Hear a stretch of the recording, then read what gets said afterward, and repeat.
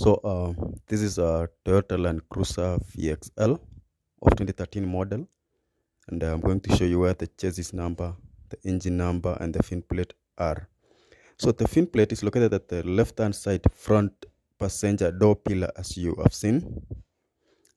Here, the chassis number is located on the right-hand side front of the vehicle near the front wheel, as you can see. That is on the near the front wheel. That's where the chassis number is.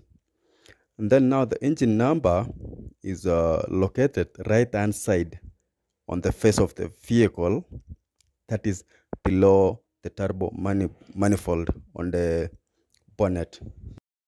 The engine number is a bit down there.